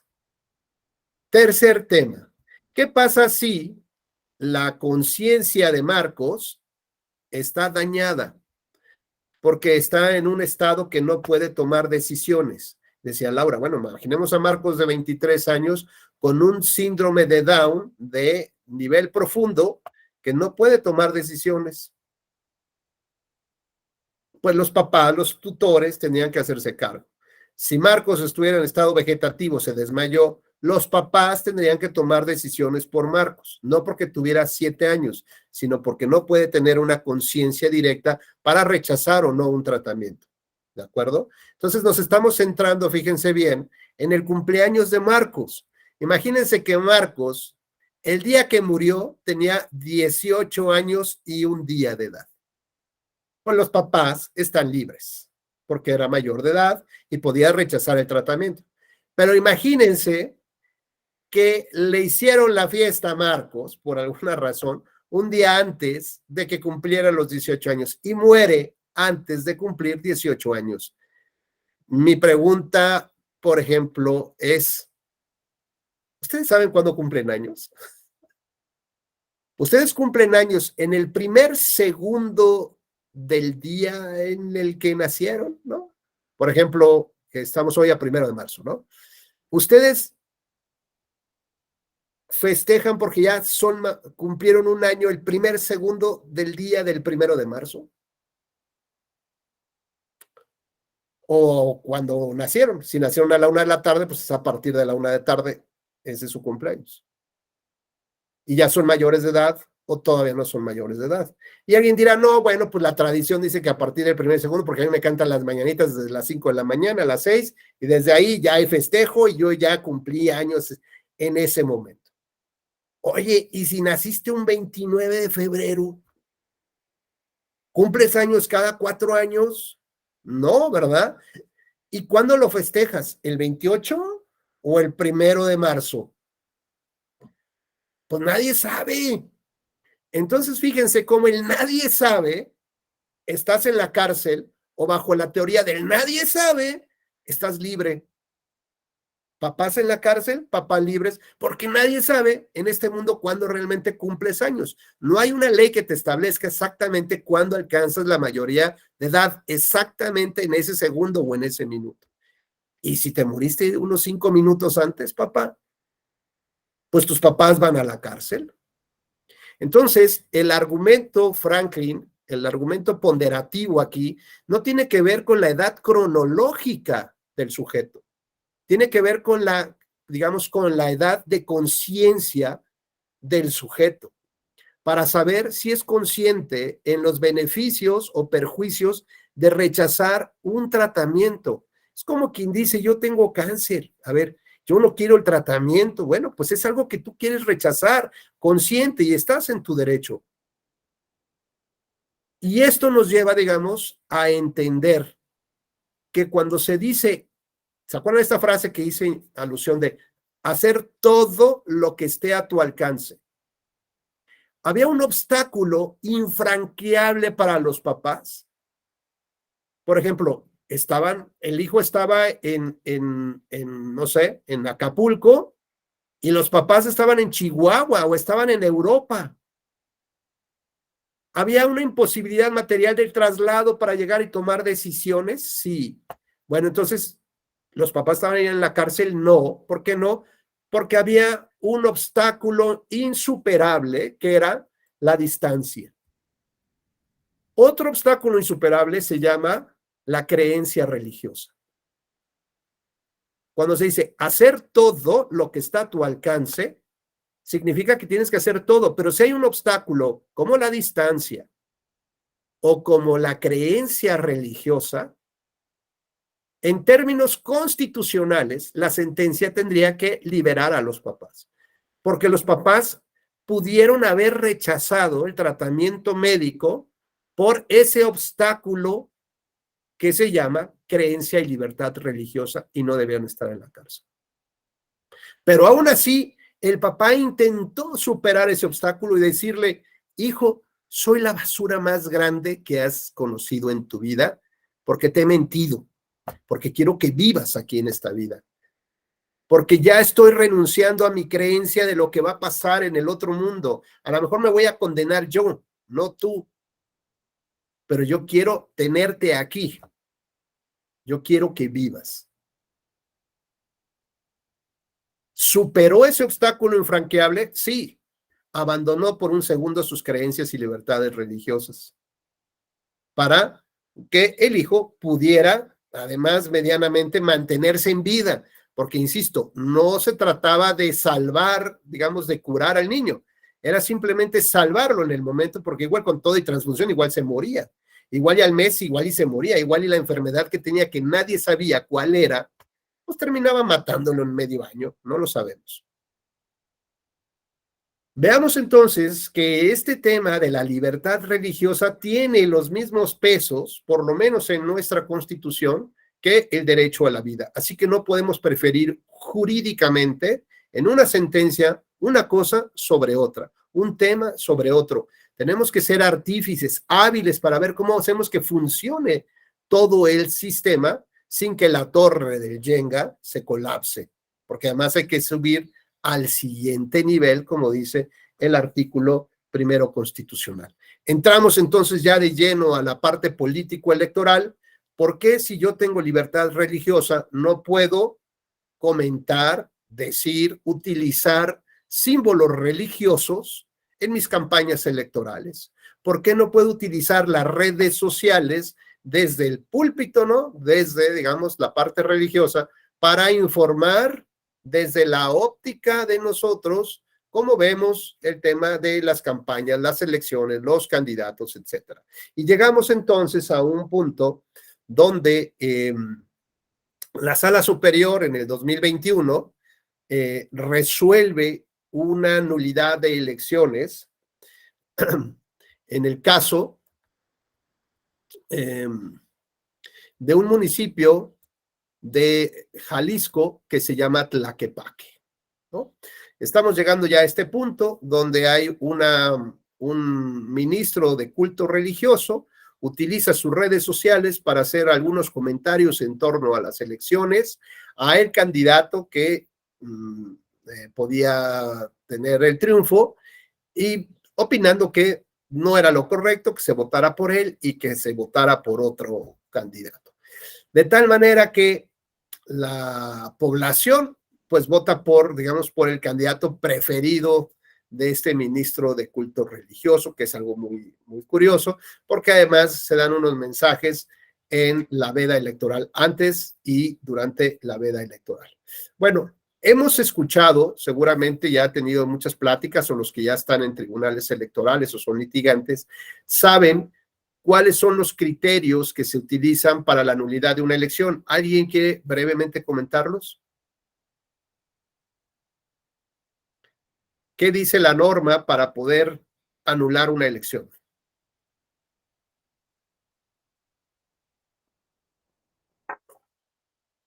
¿no? Bueno, les recuerdo un poco lo que dice. El primer punto es que la conducta irregular tiene que estar establecida en la ley, primer punto, y que el legislador le dé esa categoría como de una violación importante como para poder considerar que puedes anular, como el rebase a los topes de gastos de campaña, como la compra o adquisición de tiempos en radio y televisión, o la utilización de recursos públicos, por ejemplo, cuando eres un servidor público para difundir tu rostro, tu imagen, tu voz, tu nombre, pero rompiendo, digamos, el principio de equidad en la contienda. Entonces, lo primero es que debe estar establecida en la ley. El segundo punto es que lo demuestres en el expediente, que demuestres realmente que estos hechos son ciertos, pero como lo único que probamos en un expediente son pequeñas partecitas de la realidad, necesitamos construir una historia sobre esos puntos y llegar a una conclusión probatoria.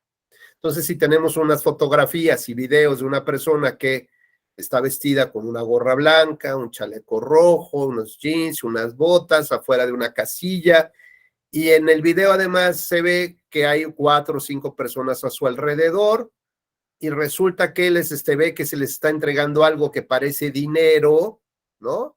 Se abrazan y se van, se hacen todo así y se van. ¿Alguien podía construir una historia que estaba comprando el voto de esas personas? Pues sí, porque lo está haciendo en la casilla, ¿no? ¿Alguien podría construir una historia sobre estos hechos demostrados que en realidad lo único que estaba haciendo este hombre era pagar una apuesta porque perdió su equipo, las Águilas, en el Super Bowl, y quedó de platicar con ellos, que son sus cuates, son sus vecinos, y pues vamos a ir a votar, ¿no? Bueno, pues ahí nos vemos afuera de la casilla. Y ahí le dijeron, oye, compadre, no te hagas menso, paga los tamales. Y les dio el dinero y pagó su apuesta.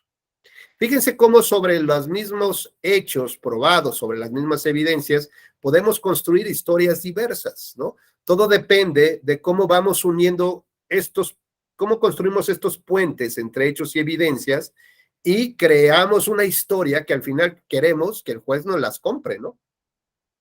Tratar de convencerlo de que esta historia tiene muchas posibilidades de ser real, de ser verídica, perdón, como para decir, estas son las pruebas del fraude electoral. Bueno, pues cuando encontramos, por ejemplo, que una persona que pertenece a un culto religioso, que es ministro de un culto religioso, dijo varias cosas en sus redes sociales para favorecer a un candidato y que además había un pequeño porcentaje de diferencia entre uno y otro, pues entonces tenemos que, primero, que esté establecida esa conducta como irregular en la ley. Segundo, que esté probado. Ya tenemos probado estos hechos. Tercero, que demostremos, ¿no? Como estos puentes, la historia. Y la historia es que con su información cambió el resultado electoral porque iba a favorecer a Morena y terminó favoreciendo a MC. Podemos construir esa historia o podemos decir, ay, pobre sacerdote, nadie lo peló. O podemos construir cualquier otra historia sobre estos hechos, decir, sabe Dios que todos los nicaragüenses, hondureños que lo siguen, o el Jackie 3.0, pues quién sabe quién será, ¿no? El Jackie 3.0 puedo ser yo mismo, yo puedo tener 3, 4 cuentas en Twitter y nada más me hubiera afectado uno, pero a lo mejor ni soy del municipio, ni soy del estado, ni soy del país, y yo tampoco tengo como por qué votar. Entonces la jurisprudencia y la ley nos dicen que además de probar los hechos, tienes que brincar otro obstáculo, Yunuen. Y el obstáculo que tienes que brincar es demostrar que esas irregularidades afectan valores y principios democráticos. Bueno, ok, ya demostré que rompió la equidad en la contienda, la neutralidad, bueno, está demostrado. Pero ahora, Franklin, ¿qué crees que tienes que demostrar? Por si eso no fuera poco, para anular una elección tienes que demostrar el impacto profundo en la violación de esos valores y principios. O sea, imaginemos, perdón por la analogía tan tonta que voy a poner, pero es como la violación a una mujer. Ah, si no demuestras qué tan profunda fue la violación. No, no es violación. A ver, aquí los valores y principios democráticos se violan o no se violan. No tienes que demostrar, pero lo pide la ley y la jurisprudencia, tienes que demostrar cuál es esa intensidad o esa gravedad con la que estás afectando a valores y principios democráticos.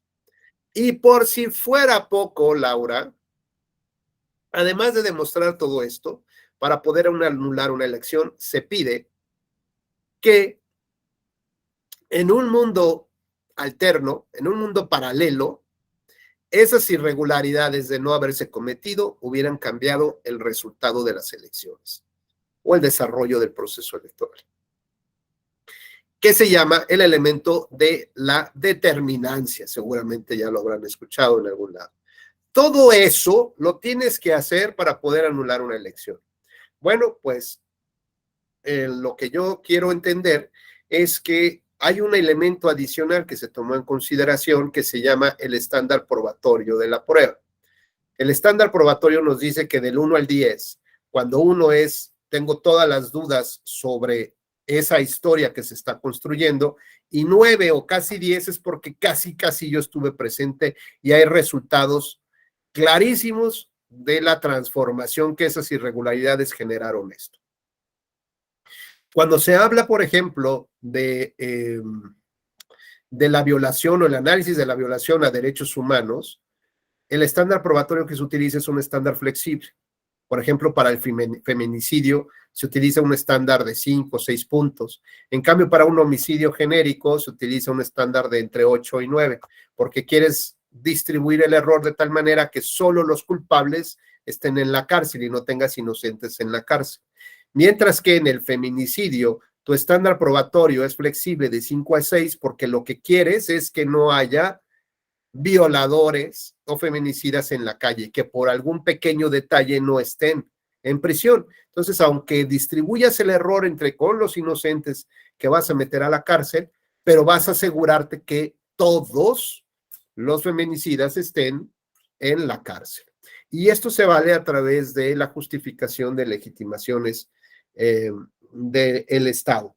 Bueno, pues el estándar probatorio aquí que utilizamos no pudo haber sido muy alto porque no podríamos saber en cuántas personas realmente tuvo un impacto, en cuántas personas realmente les transformó su mente, su voluntad, para decir, es que yo iba a votar por este, pero ahora voy a votar por este porque el sacerdote me lo dijo.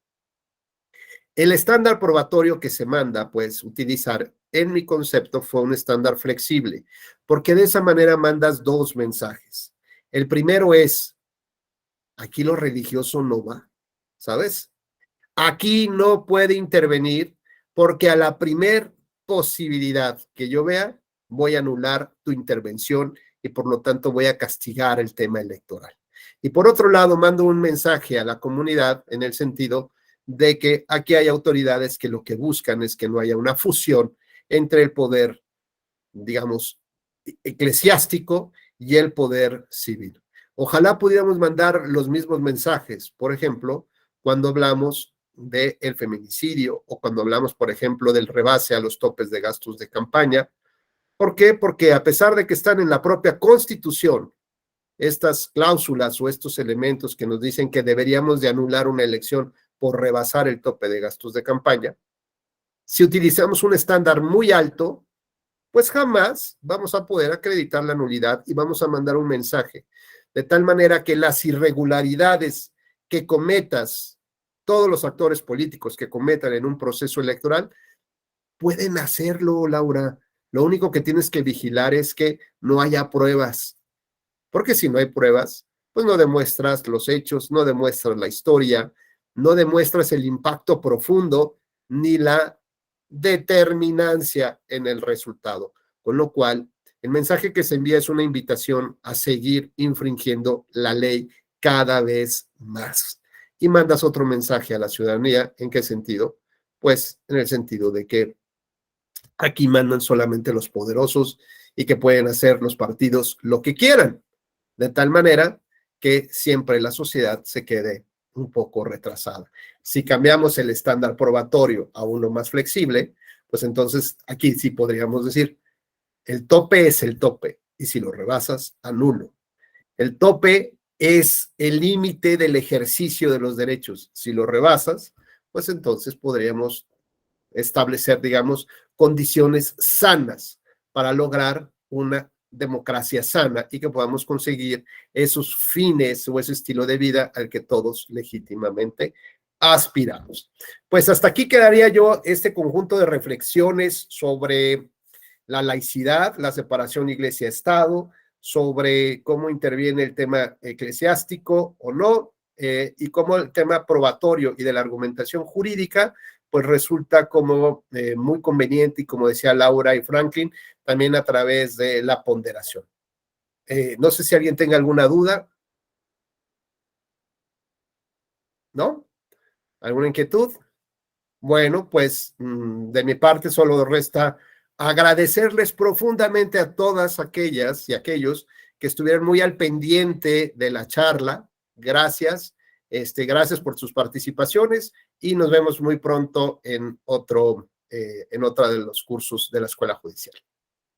Cuídense mucho, que tengan una excelente jornada. Muchas gracias. Gracias. Luego, doctor, muchas gracias. Gracias. Luego. Gracias. Muchas gracias. Hasta luego.